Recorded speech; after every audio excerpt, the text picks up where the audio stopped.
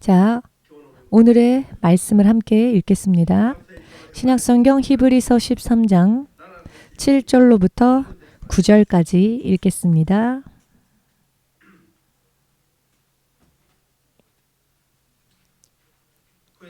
소리내어 읽겠습니다. 하나님의 말씀을 너희에게 이르고 너희를 인도하던 자들을 생각하며 저희 행실의 종말을 주의하여 보고 저희 믿음을 본받으라. 예수 그리스도는 어제나 오늘이나 영원토록 동일하시니라. 여러 가지 다른 교훈에 끌리지 말라.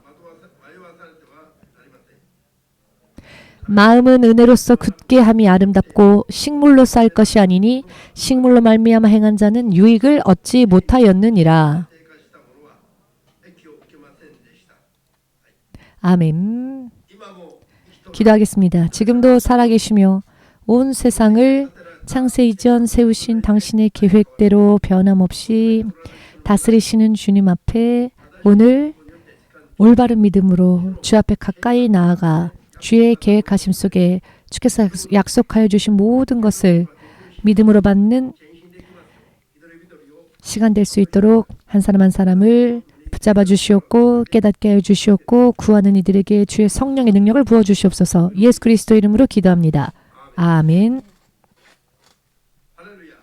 할렐루야. 먼저 할렐루야입니다. 여러분들의 하나님을 찬양해야 하지 않겠습니까? 여러분들의 하나님은 살아계십니다.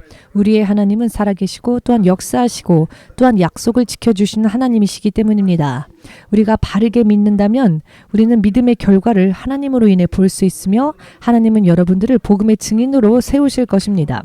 하나님과 함께 산 그 결과로서 그 결과를 살아계신 하나님을 증거하며 전할 수 있을 것이며 또 믿으면 믿을수록 더 큰 확신에 차일 수 있을 것이며 더욱더 견고한 흔들림이 없는 믿음 위에 설 수 있을 것입니다.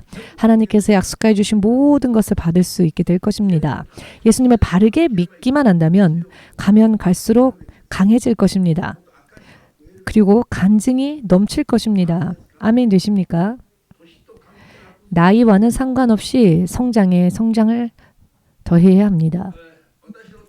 예, 제가 몇 살로 보이십니까? 솔직하게 말씀해 보십시오. 33살이라고 하셨습니다.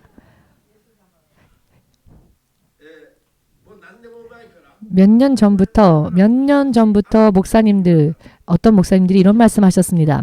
신 목사님 슬슬 은퇴하시고 이제는 목회를 자녀들에게 다음 세대들에게 맡기시고 이제는 좀 쉬면 어떠십니까? 라는 그런 취지의 이야기를 몇 번이나 들었는데요. 그동안 열심히 해오셨으니까 충분히 열심히 해오셨으니까 이제는 좀 쉬면 어떠하냐라는 이야기를 들은 적이 있는데요. 제 손주만 돌보면서 이 남은 시간을 살아야 되겠는가? 왜 저를 이렇게 옆으로 보십니까?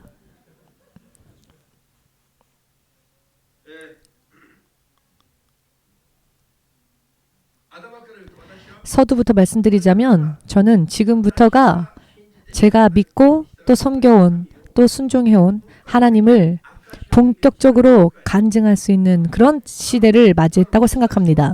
그런데 이럼에도 불구하고 다른 목사님들의 조언대로 제가 은퇴하고 남은 여생을 유유자적히 산다면 하나님을 위해 일하는 일을 그만둔다면 어떻게 될까요? 본격적으로 하나님을 간증해야 할 때에 증거해야 할 때에 증거하지 못하게 되지 않겠습니까?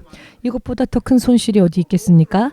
더 많은 이들에게 살아계신 예수님을 전하고 더 많은 이들을 구원으로 인도해야 할 본격적인 그 흐름이 보이기 시작했는데 제가 은퇴하여 쉬면 어떻게 되겠습니까? 은퇴해도 좋은 일은 목회가 아닙니다. 목회는 은퇴해도 되는 직업이 아닙니다. 예수께서 부르실 그 순간까지 사명을 감당해야 하는 것이 목회입니다. 저로부터 듣는 사람들이 한 명이라도 주님 앞으로 돌아갈 수 있다면 천지 만물을 얻은 것보다도 더 큰 것을 얻게 되는 것이기 때문에요. 믿으십니까? 오늘의 본문 말씀은 어제 제가 기도하던 중 받았는데요. 진실로 주님께 감사를 드렸습니다. 왜 감사드렸느냐? 하나님께서는 어제나 오늘이나 영원토록 동일하신 분이시고 변함없이 약속을 변함없이 지켜주시는 분이시기 때문입니다. 우리가 이 예수님을 바르게 믿기만 한다면 예수님께서 우리에게 주신 약속을 우리는 받을 수 있습니다. 다른 다른 교훈들은 없습니다. 온 세상에 셀 수 없을 정도로 많은 종교들이 있고 또 제각기 만들어낸 신들이 있지요. 그렇지만 그 많은 신들 중에 과연 어떤 신을 믿느냐? 살아있지 않은 신, 약속을 성취시킬 수도 없는 신을 평생 믿다가 끝난다면 그 인생이 얼마나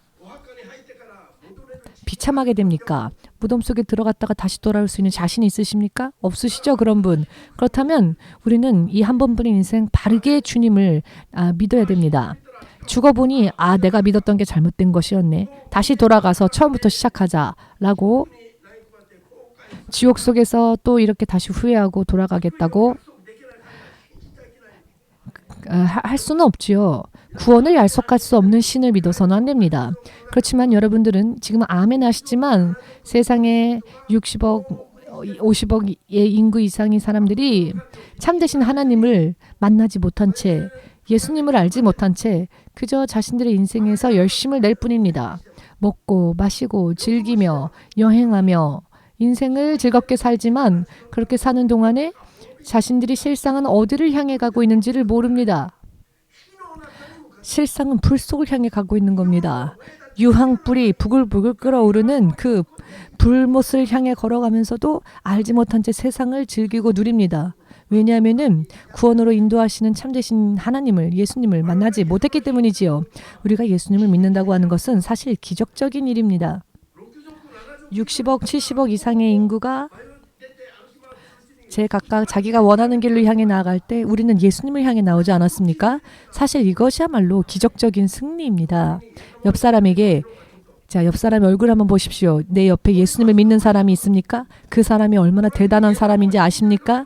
내 옆자리에 예수님을 믿는 사람이 있다는 것은 정말 기적입니다. 믿으십니까? 정말 우리가 단순히 생각하여도 사실상은 우리가 예수님을 믿게 되었다는 게 정말 대단한 일입니다.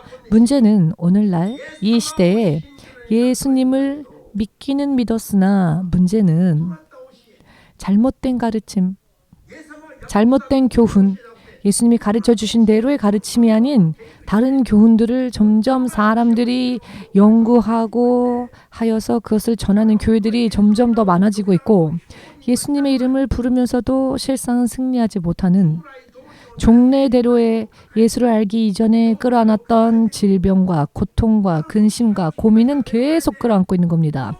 어떤 목사님이 말씀하시길 이 질병과 함께 살 수 있는 지혜를 구하는 게 능력입니다.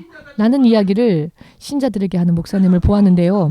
여러분, 질병과 영원히 함께 친구처럼 벗처럼 병과 함께 평생을 사는 지혜를 구하는 게 능력이라는 이런 이야기를 하면서 성도들을 잘못된 가르침으로 인도합니다. 저는 그 이야기를 눈앞에서 들었는데요. 신학생 여러분들도 2년 전에 함께 듣지 않았습니까? 거짓이 아니라 실제로 그렇게 말을 하며 성도들은 아무 생각 없이 또 아멘합니다. 그래, 병이 있으면 병과 함께 사이좋게 살아야지 라고 말하며 아멘을 합니다. 이런 사람들이 가엾지 않습니까?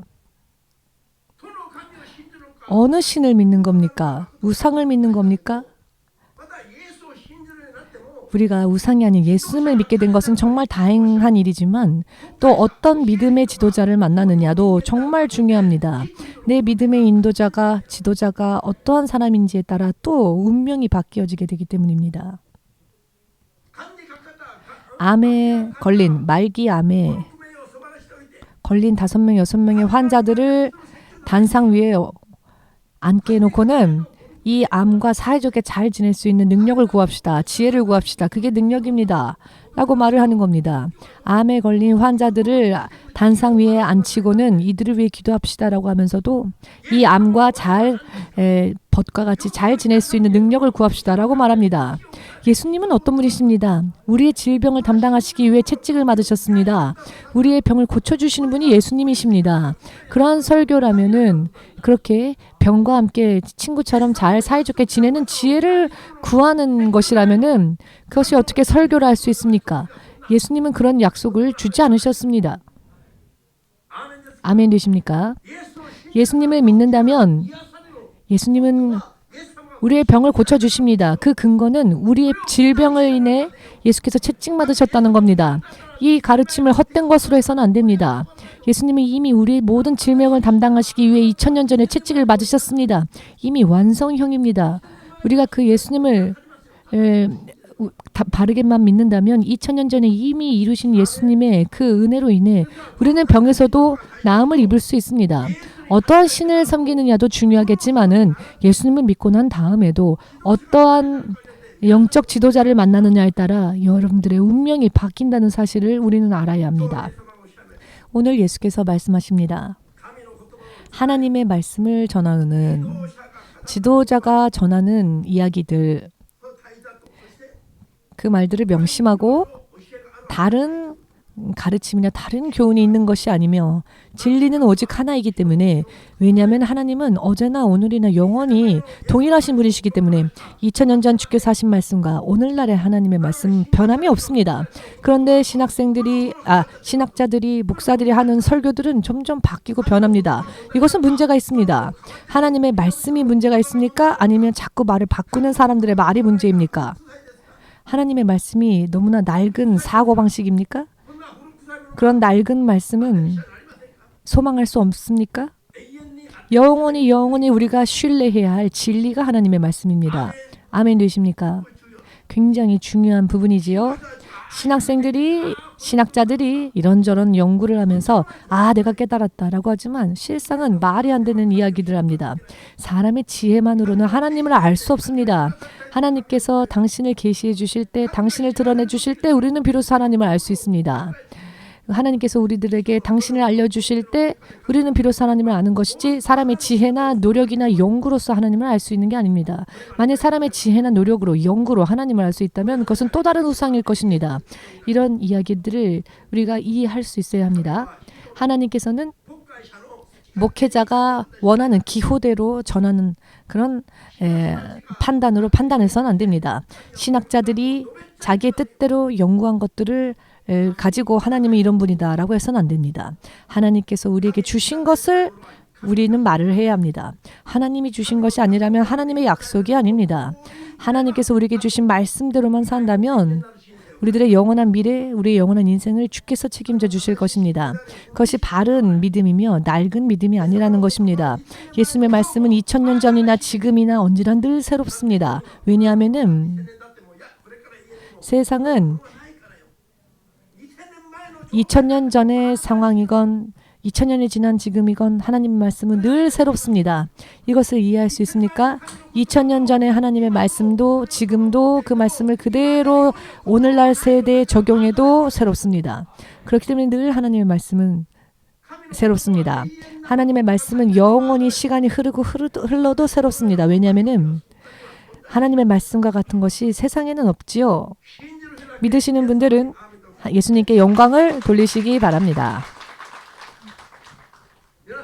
여러분, 교회 몇 년이고 몇십 년이고 교회를 다녔는데 인생의 마지막이 되었을 땐 아무것도 남은 것이 없고 하나님으로부터 받은 것도 아무것도 없다면 어떻게 하시렵니까?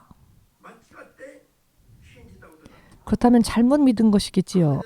아멘 되십니까? 여러분들이 마음이 상냥하고 자상하고 배려심이 많고 마음이 넓고 어떤 사람이 어떤 잘못을 하건 다 용서해주고 내 인생 그래서 실패해도 된다라고 하는 사람 손 들어보십시오. 없지요. 어떤 일이 있어도 인생은 성공해야 하고 승리해야 합니다. 영원한 인생은 승리해야 합니다. 지금은 힘들더라도 지금은 힘들더라도 최종적으로는 우리의 영원한 인생이 승리해야 합니다. 하나님은 그것을 약속해 주십니다.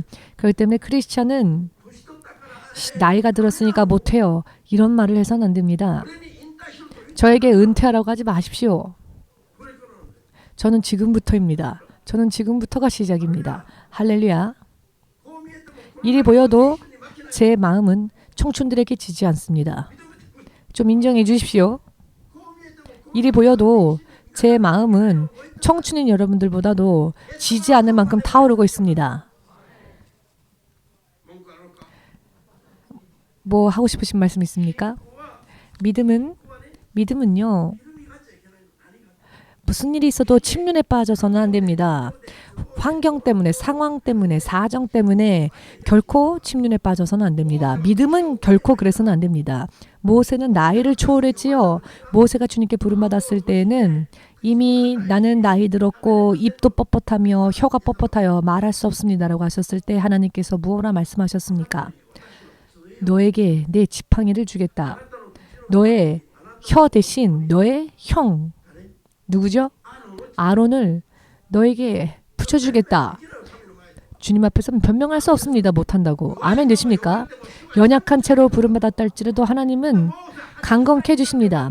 80세가 되어 부름받았던 모세가 이스라엘의 최고의 지도자가 되는 데 있어서 그 사명을 감당하는 데 아무런 문제가 없었습니다. 그가 120세가 되어도 그는 쇠하지 않았습니다. 그 기력이 쇠하지 않았노라 성경은 기록하고 있지요.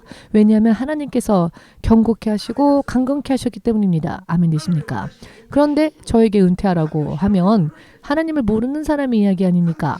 하나님을 모르는 사람이 그렇게 말하면 이해할 수는 있겠지만 목사님이 그런 이야기를 하면 저는 인정할 수 없습니다. 무슨 이야기를 하려고 하는지 이해되십니까?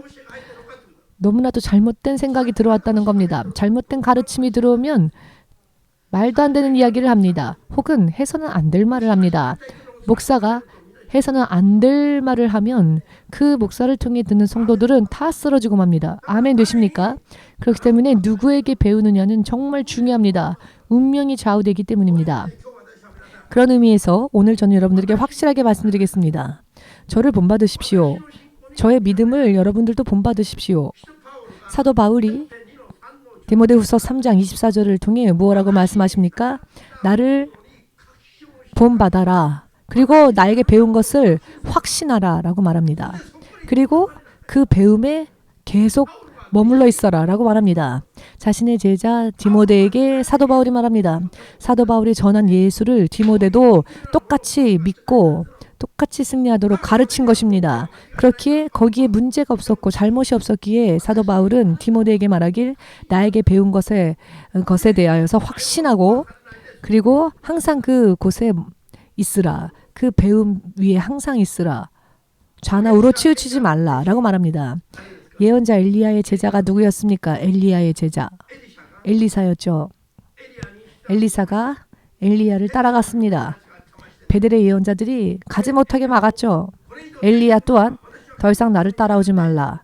나는 하나님께서 부르셨기에 베델로 간다. 따라오지 말라 라고 함에도 불구하고 엘리사는 하나님도 살아계시며 당신도 살아있습니다. 저는 따라갈 것입니다. 굴하지 않고 따라갑니다. 또 다시 이젠 여리고로 내려갈 테니 너는 따라오지 말라. 다른 예언자들도 그를 비웃으며 만류했지만 엘리사는 조금도 동요하지 않고 하나님은 살아계시기에 선생님도 살아있기에 나는 선생님이 가는 곳으로 따라가겠습니다. 라고 하며 따라갑니다. 이번에는 요단강으로 가며 더 이상은 쫓아오지 말라. 정말 너 끈질기구나. 라고는 말 안 했지만 더 이상 따라오지 말라라고 이야기하였죠. 아마 참 너 끈질기다라는 그런 생각이 있었을 겁니다. 한 번, 두 번 얘기해도 말을 안 들으니 말입니다. 세 번째도 동일하게 말하였지만 따라오지 말라라고 하였지만 엘리사는 또다시 아니요 하나님은 살아계시며 당신도 살아있으니 당신을 따라갈 것입니다. 하나님께서 살아계시고 생명의 길이기 때문에 나는 따라갈 겁니다.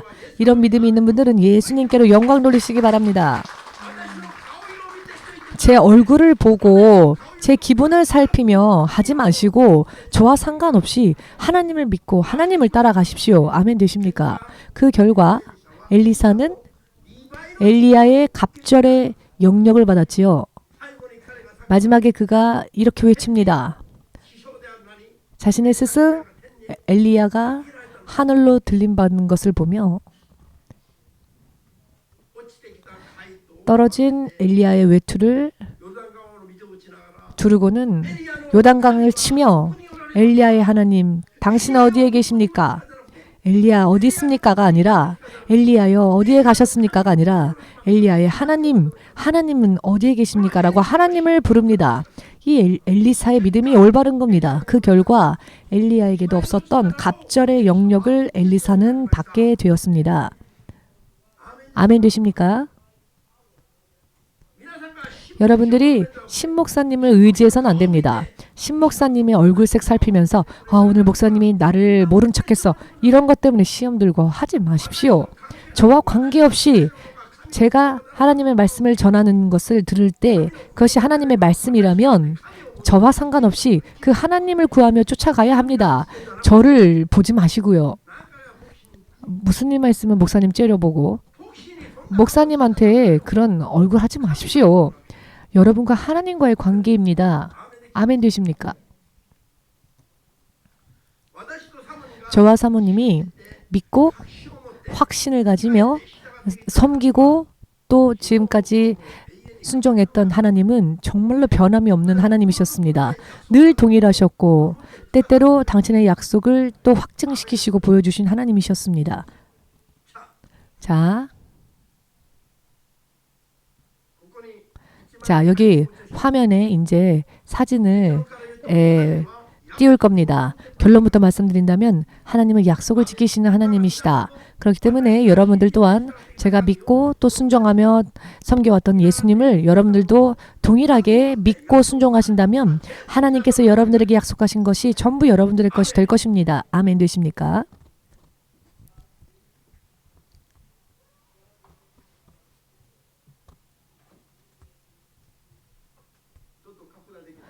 확대를 할 수 있을까요? 네. 자, 여러분 이게 무엇인지 보이십니까? 왼쪽에 원형의 둥그런 모양이 보이시죠? 비행기 엔진 부분입니다. 비행기 엔진. 그리고 그 비행기 안에서 제가 밑을 내려다보며 찍은 사진인데요. 이 사진을 보시면 비행기 그림자가 보이고 동그란 게 보이시죠? 저게 동그란 무지개였습니다. 무지개.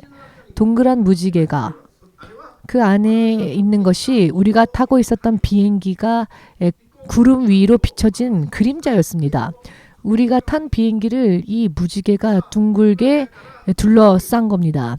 불가리아의 선교 여행을 마치고 일본으로 귀국할 때 나오미 집사가 비행기 기내 안에서 찍은 사진이었습니다. 자, 보이십니까, 여러분? 이것은 사람이 가공한 사진이 아니라 하나님께서 저에게 주신 것이었습니다.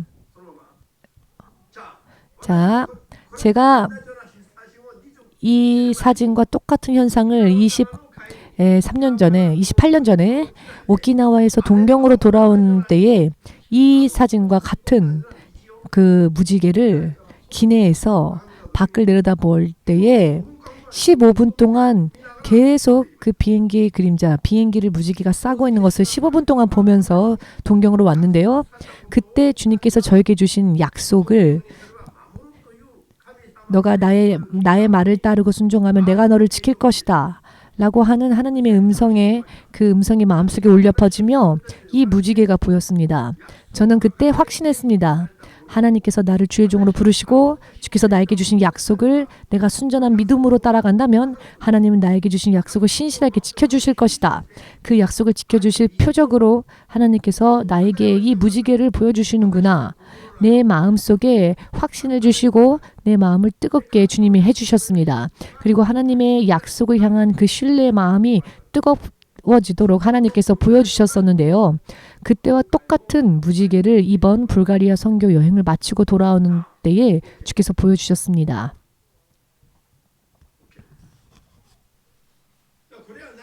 자, 이것이 무슨 의미를 가지고 있는지에 대해서 여러분들에게 잠시 말씀을 드리고자 합니다. 불가리아는 유럽 선교를 향한 교두보, 교두보와 같은 곳이 될 것이다라고 작년 9월 영국에 가기 전부터 이번 영국에 가면 불가리아와 연결될 것이고 불가리아와 연결될 때 유럽을 영적으로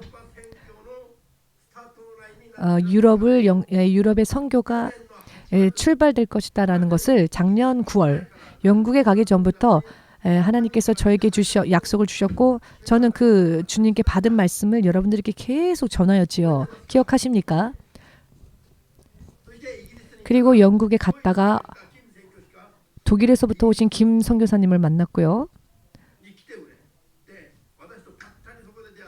그 독일의 김 선교사님을 영국에서 만나게 되었습니다. 제 설교를 듣고 난 후 김 선교사님께서 이런 설교는 현재 유럽의 교회들이 지금 쓰러지고 영적인 깊은 잠을 자고 있는 유럽의 교회들에게 정말 필요한 메시지입니다. 이 메시지를 유럽으로 전해야 합니다라고. 그러니 신목사님 불가리아로 오십시오. 불가리아 함께 갑시다라고 하는 겁니다. 그의 입술에서 불가리아 선교에 대한 이야기가 나왔습니다. 제가 받은 하나님의 말씀과 다른 선교사님의 입술을 통해 불가리아의 이 이야기가 나왔습니다. 제가 이미 영국에 가기 전부터 여러분들에게 그런 말씀을 드리지 않았습니까? 그리고 나서 영국에 갔을 때 독일에서 오신 김 선교사님을 우연히 만나고 그 김 선교사님이 불가리아로 선교에 갈 수 있는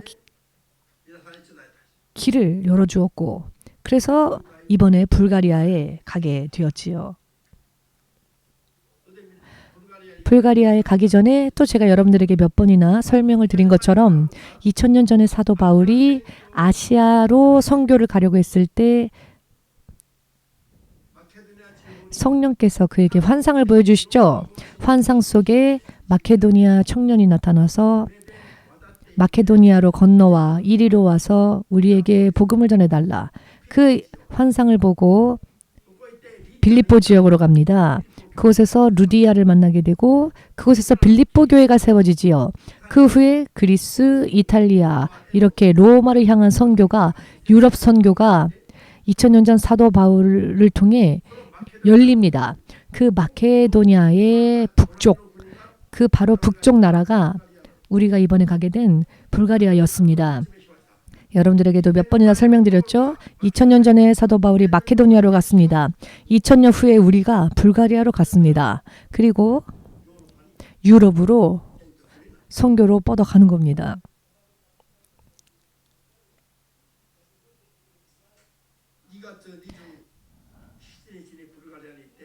(2월 27일) 불가리아를 향해 갔지요. 밤에 도착했습니다. 그 다음날 28일 금요일 오전 속히 먼저 간 곳이 불가리아 수도 소피아에서 4시간 떨어진 외곽의 슬리벤이라고 하는 지역이었습니다. 슬리벤이란 지역에 가게 되었는데요. 3만여 명의 집시들의 마을이 있었습니다. 그 집시 마을에 자세한 설명 없이 저희가 갔는데요. 갔더니 그 마을에 발을 내디딘 순간부터 차가 그 마을 안으로 들어가질 못한답니다. 그래서 가까운 곳에 차를 주차해 두고 도보로 걸어가야 하는 마을이었습니다. 그렇게 그 마을이 참 열악한 환경의 마을이었습니다. 굉장히 빈곤한 분들, 집시들이 약 3만여 명이 모여서 사는 마을이었다고 하는데요. 아이들도 학교 교육이 이루어지지 않고 있는 곳입니다. 그냥 아이들도 마구잡이로 자라납니다. 마을로 가서는 강도짓하고 도둑짓하고 여러 많은 죄를 범하고 하니까 불가리아에서도 싫어하고 경멸하는 그런 곳이었습니다. 그곳에 통역의 리리라고 하는 소피아 대학의 한국어를 전공하고 있는 26살의 대학생과 함께 통역관으로 함께 갔는데요. 그곳에 도착하자마자 이 통역하는 여대생이 화를 내는 겁니다. 같은 불가리아 안에 있으면서도 이런 마을로 집시 마을에 아무런 설명 없이 자기를 데려왔냐라고 하면서 그 마을을 가면서도 화를 내는 겁니다. 가는 도중에도 계속 화를 내서 저는 처음에 왜 이렇게 화를 내나라고 이해를 못했습니다. 같은 나라이고 같은 불가리아 안에 있는 마을인데 우리는 사실 그런 마을에 가는 거를 모르는 채로 통역과 함께 갔는데요. 그 통역하는 이 여대생이 그 화를 내는 겁니다. 그 정도로 이 마을이 불가리아 내 불가리아의 국민들에게도 미움받는 마을이었습니다. 그곳으로 저희가 갔는데요. 그 마을을 걸으면서 본 풍경은 정말 사람이 살 수 있는 그런 풍경이 아니었습니다. 따뜻한 곳이 전혀 없고 집이 있어도 따뜻한 그런 시설이 전혀 없고 빛도 없고 전기도 없고 정말 벽도 거의 허물어져 있는 그런 집들 투성이이고 그곳에 가니 그곳에 2, 30개의 교회가 있답니다. 그곳에. 그래서 저희를 또 초대한 교회로 가서 이야기를 나누었는데요. 2, 30개의 교회를 각각 담당하고 계시는 목사님들이 신학교를 제대로 공부하신 분들이 없답니다.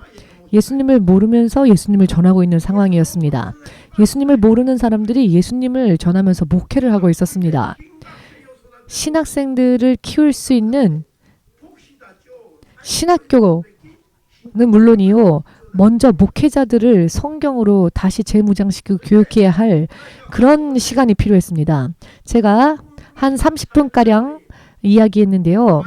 그 마을에서 30분도 지나지 않아서 제가 전한 말은 이곳에 신학교를 세우겠습니다. 이곳에 1년에 4번 제가 반드시 오겠습니다. 라고 말하지 않을 수가 없는 상황이었습니다.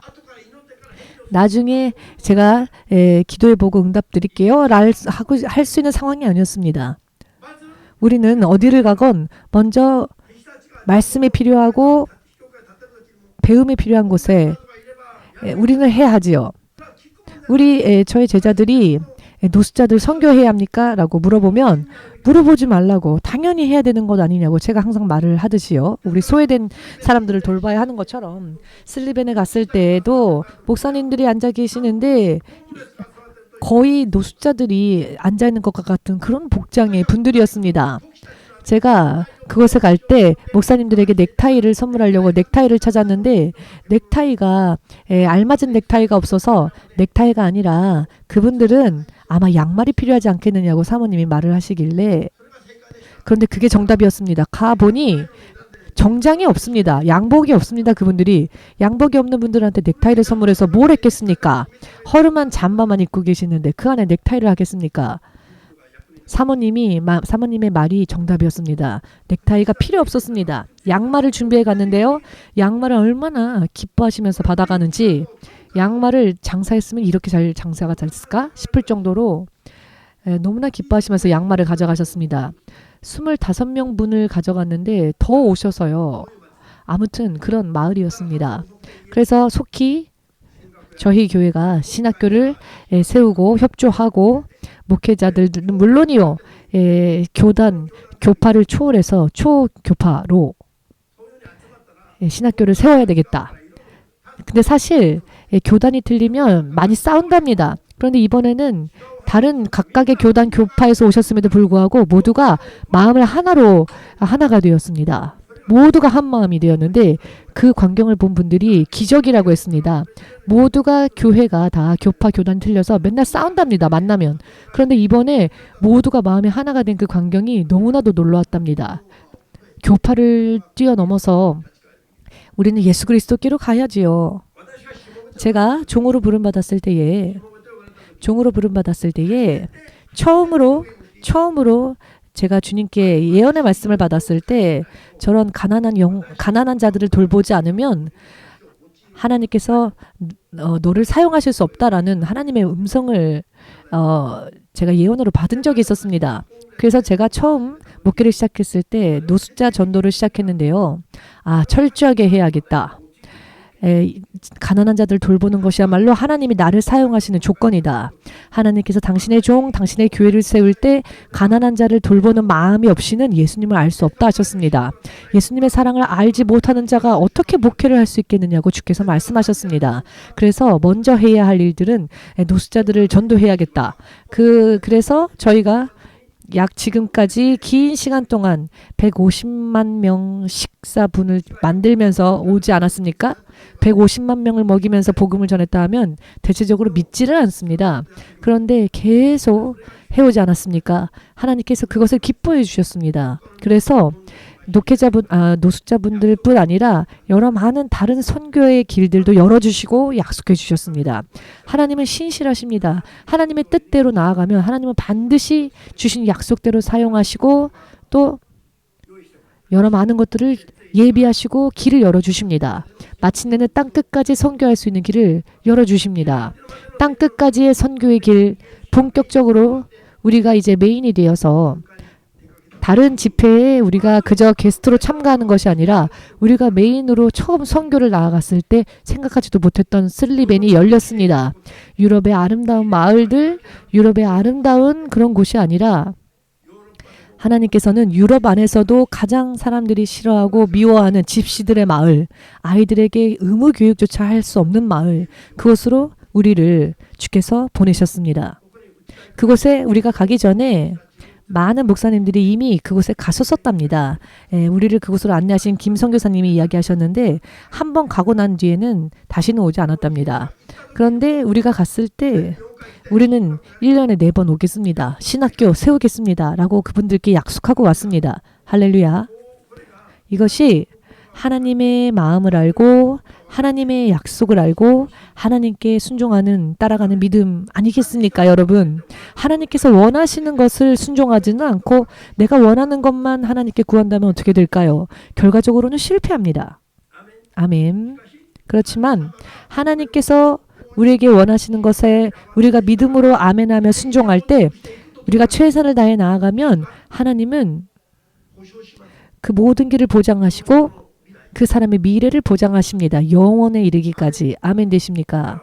그렇기 때문에 저를 배우는 사람, 저에게서 배우신 분들은 이와 같이 하나님의 약속이 어떻게 역사하는지를 깨달으시고 여러분들도 그대로 철저하게 순종하시면 가면 갈수록 주님은 여러분들을 강건케 하실 겁니다. 믿으십니까? 주일 슬리벤에서 돌아와서 소피아로 돌아와서요. 주일에는 오전과 저녁 2번 예배를 열었습니다. 그곳에 파벨 목사님의 초청을 받아서 갔는데요. 그곳에서 집회를 열었습니다마는 유럽을 여는데 하나님께서 일본과 한국에서부터 그분들이 말하길 3, 4년 전에 파벨 목사님의 사무실에서 목사님들이 모여서 기도회를 연 적이 있답니다. 그때 일본과 한국에서 불가리아로 도와주러 올 사람을 보여주셨답니다. 저는 불가리아가 유럽 선교의 교두보가 될 것이다라고 말씀을 드렸더니 그분들이 4년 전에 자신들이 받은 계시가 지금 이루어지는 그런 광경을 자기들이 눈앞에서 보고 있다라고 3, 4년 전에 우리가 함께 기도했을 때 받은 응답이 지금 눈앞에서 이루어지는 것을 보고 있다라는 이야기를 파벨 목사님이 말씀하셨는데요. 이렇게 사람의 계획이 아닌 하나님의 계획을 따라갔더니 이렇게 하나님께서 약속을 이루신다는 겁니다. 그리고 그 자리에서 파벨 목사님이 5월 21일에 불가리아의 4군데에서 큰 대형 집회가 열리는데 그 컨퍼런스에 신 목사님이 강사로 와달라는 이야기가 있었습니다. 저희가 생각하지도 못했던 그러나 주님은 이렇게 뒤에 뒤를 연이어서 슬리벤을 여시더니 슬리벤의 가난한 마을을 우리가 기쁨으로 끌어안고 우리의 선교지로 마음에 정하였더니 2월 28일 시점에서 일본뿐 아니라 불가리아의 슬리벤, 우리의 선교지가 정해졌습니다, 여러분. 마치 우리를 기다렸다는 듯이. 왜냐하면 다른 분들 그 누구를 데려가도 연결이 안 됐습니다. 그런데 우리는 너무나도 당연한 우리가 해야 할 일이다 라고 생각하니까요. 우리가 선교해야 할 일이 정해졌더니 선교지가 정해졌더니 구하지 않은 곳에서 네 군데에서 벌리는 큰 대형 집회로도 또 주님은 우리를 이렇게 인도해 주셨습니다. 그곳에는 5월 집회에는 스웨덴, 유럽의 다른 나라에서들도 참가를 한답니다. 이 컨퍼런스에. 불가리아에 갔더니 유럽으로 향하는 길이 이렇게 열리고 있는 게 실제로 벌어지지 않았습니까? 제가 이미 여러분들에게 전한 이야기들이 이렇게 눈앞에 실제로 이루어지고 있지 않습니까? 이것은 저의 계획이 아닌 하나님이 저에게 주신 계획을 순종했더니 실제로 길이 열린 것을 저는 여러분들에게 말씀드리는 것입니다. 이렇게 돌아오는 비행기 안에서 이런 일들이 다 끝나고 난 뒤 돌아오는 길에 이 비행기의 비행기를 둘러싼 무지개를 보여주시며 하나님께서 우리에게 미리 약속하신 말씀이 실제로 이루어지고 있고 또 앞으로도 이루어질 것이다. 이렇게 우리를 끌어안고 우리를 인도하고 계신다. 그러니 어딜 가도 승리할 수 있다라는 것을 우리에게 보여주신 것이죠. 할렐루야. 정말 아멘 되십니까, 여러분? 제가 지금까지 하나님께 순종해왔던 믿음은 이런 믿음이었습니다. 알기 쉽게 말씀드린다면 여러분들도 저로부터 배우신 여러분들도 그렇게 하나님께 순종하고 하나님의 약속대로 나아가면 하나님이 여러분들을 끌어안으시고 여러분들의 길을 열어주시며 여러분들이 폭풍 속을 지나간다 할지라도 하나님은 폭풍 속에서도 여러분들을 끌어안으실 겁니다. 우리가 얼마나 많은 경험을 했습니까? 폭풍이 멈추고 비가 멈추는 그런 경험을 우리가 얼마나 많이 했습니까? 왜? 약속 안에서 가니까요. 코로나 때에도 많은 교회들이 쓰러졌지만 오히려 우리가 하나님께서 우리를 더욱더 견고하게 해주시는 간증이 있지 않습니까? 코로나 때에 정말 많은 교회들이 쓰러졌지요. 그런데 우리 교회는 하나님께서 더 강건케 해주셨지요. 왜 그럴 수 있었습니까? 하나님 약속 안에 끝까지 머물렀더니 믿음으로 머물렀더니 믿음으로 구했더니 그렇게 된 것입니다. 믿으십니까?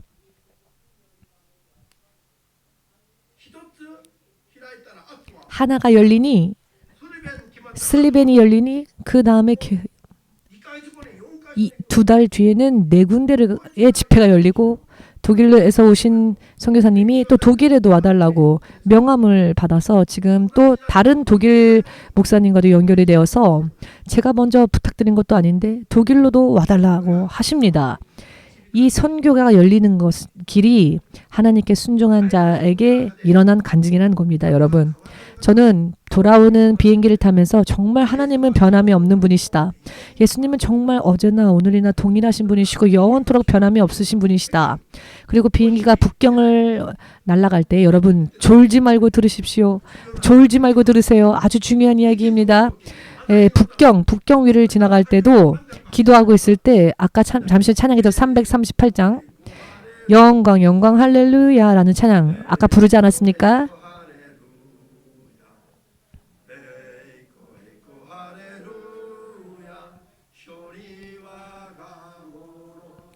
이 찬양이 제가 계속 제 귀 속에 이 찬양이 울려 퍼지는 겁니다.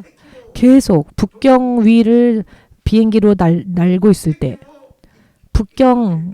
제가 북경을 지나가는데요. 불가리아가. 그때 성령의 기름 부으심을 강하게 느꼈고 북경을 향한 하나님의 크신 계획이 있음을 정말로 제가 느꼈습니다. 여러분 북경도 가야지요. 아멘 되십니까? 불가리아의 상공을 작년 9월 불가리아를 그땐 지나가기만 했을 때였는데 그때 지나갈 때 할렐루야가 계속 제 마음속에 울려 퍼졌는데 그 찬양을요 이번에 불가리아에 가서 같이 찬양했습니다.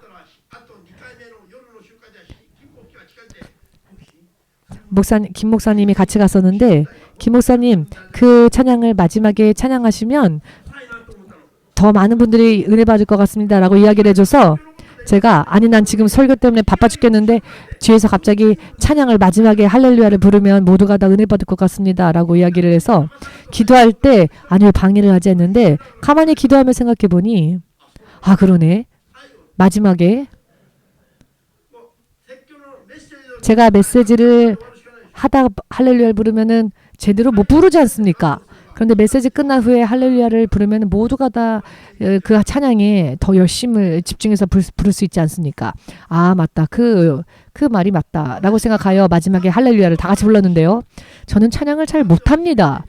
제가 잘 못 부르는 이 음치로 찬양을 인도한다고 모두가 은혜 받겠습니까? 제가 찬양하면 은혜 못 받습니다. 음치니까요. 그런데 하나님께서 저에게 주신 찬양입니다. 모두 함께 부를까요? 했더니 모두가 두 손을 번쩍 들고 함께 할렐루야를 찬양했습니다.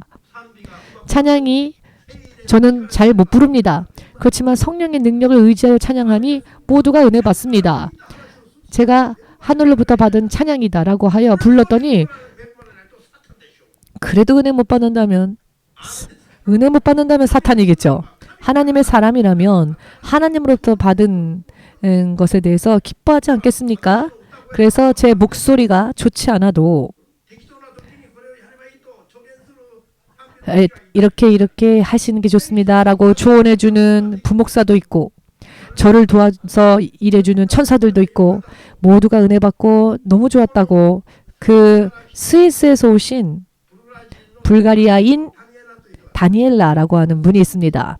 이분은 찬양 목사인데요. 이 목사님이 나를 울렸습니다. 목사님이라고 말하는 겁니다. 밤까지 계속 쫓아다니는 겁니다. 저를. 이분이 찬양 인도를 얼마나 잘하는지 아십니까? 너무너무 잘하시는데 오히려 이 음치 목사가 찬양을 잘하는 목사님을 울린 겁니다. 성령으로 하면 목소리는 좋지 않아도 사람들이 웁니다. 할렐루야. 우리가 지금까지 전해온 예수님은 어제나 오늘이나 영원토록 변치 않는 신실하신 하나님이십니다. 우리가 지금 앞으로도 이 길을 똑바로만 걸어간다면 온 세계에 주께서 기뻐하시는 또 복음을 전할 수 있게 되겠지요? 있을 것입니다. 미래의 승리가 이미 정해진 겁니다. 확신하기에 확정할 수 있습니다. 그럼에도 제가 은퇴해야겠습니까? 계속해야 하지 않겠습니까? 왜냐하면 지금부터가 본격적인 저의 사명을 감당해야 할 때이니까요. 그렇기 때문에 여러분들에게 제가 전한 말씀들은 성경을 근거로 하여 결과가 나온 것들을 여러분들께 전했습니다. 사도 바울이 디모데에게 이야기한 것처럼 내가 너에게 가르친 것을 그 가르침에 늘 머물러 있으면서 다른 교훈을 쫓지 말라. 가르침은 이 성경밖에 없다. 오직 성경에 다 있습니다. 이 성경의 말씀이 낡다고 생각하니까 사람들이 이런저런 이론을 생각하고 연구를 하는데 여러 많은 신학적 이론을 생각하죠. 이 말씀이 너무 낡았다고 생각하니까 아닙니다. 연구한 사람들의 머릿속에 나온 이야기는 안 됩니다. 주께서 그런 사람들의 이야기에 약속을 지키지 않으십니다. 그저 기록되어진 말씀대로 하면 됩니다. 성령께서 인도하시는 대로 하면 됩니다. 그러면 하나님께서 보장해 주십니다. 여러분들의 미래가 확정적으로 이미 정해진 승리가 되기를 원하신다면 절대로 이 믿음의 확신을 버리지 마시고 말씀 안에서 쫓아가십시오. 예수께서 다시 오실 그 순간까지 저는 이 길을 똑바로 갈 것입니다. 지금까지 20년, 30년 열심히 해온 것처럼 앞으로도 그렇게 열심히 달릴 겁니다. 왜냐하면 결과는 주께서 내주시니까요. 제 힘으로 한다면 제가 지금 간증드리는 일들이 이루어지지 않았을 겁니다. 통역을 통해서 하는 말이 사람들의 마음을 울릴 수 있을까요? 성령께서 역사하시니까 상대방이 우는 겁니다. 상대방이 은혜를 받는 겁니다. 계속 전해주십시오. 듣고 싶습니다. 라는 이야기들을 들을 수 있는 것도 성령께서 역사하셨기 때문입니다. 자, 그럼 우리 이 시간 이 말씀들을 마음에 새기시고 여러분들의 믿음이 더욱더 견고한 믿음이 될 수 있기를 소망하는 마음으로 확정된 승리를 소망하는 마음으로 함께 기도하는 시간 잠시 가지겠습니다. 예수여 삼창으로 함께 기도하겠습니다.